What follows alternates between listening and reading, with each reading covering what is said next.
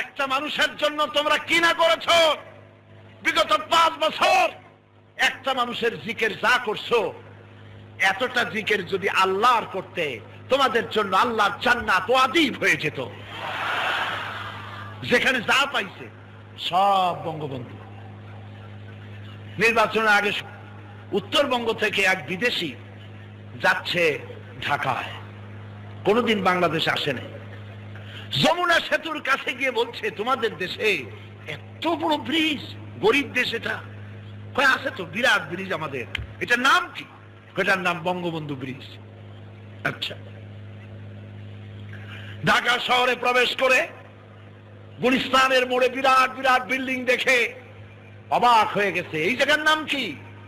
এই জায়গার নাম বঙ্গবন্ধু এভিনিউ। পিছনে ফ্লাড লাইট জ্বলতেছে রাতের আধারে, এত লাইট জ্বলে, এই জায়গার নাম কি? এটার নাম বঙ্গবন্ধু স্টেডিয়াম। আচ্ছা, রাতের বেলায় ওখানে হয় কি? এখানে বঙ্গবন্ধু গোল্ড কাপ টুর্নামেন্ট হচ্ছে।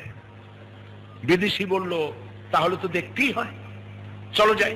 খেলা দেখতে গেছে, খেলায় হার জিত আছে। যারা হেরেছে পাইকারি দরে ইট মারা আরম্ভ করছে। বিদেশির কপাল খারাপ, এক ইট এসে পড়ছে মাথায়, জাগায় বেহুশ। 2 ঘন্টা পর হুশ আসার পর জিজ্ঞেস করলো, ভাই আমি কোথায়? কয় বঙ্গবন্ধু হাসপাতালে। এবার লোকটি বলছে যে, ভাই তোমাদের পায়ে ধরি, আল্লাহর রাস্তে, এরপরে আমার আর বঙ্গবন্ধু গোরস্থানে নিয়ে যেও না। আমার প্রিয় মুসলমানেরা, আয়নায় মুখ দেখুন, আয়নায় চেহারা দেখুন। 5 বছর একটা মানুষকে প্রতিষ্ঠার কাজ করেছেন, দেশ গড়ার কাজ করেন নাই। মুসলমানদেরকে নির্যাতন করেছেন, আলেমদেরকে নির্যাতন করেছেন, মাদ্রাসার ছাত্রদেরকে নির্যাতন করেছেন।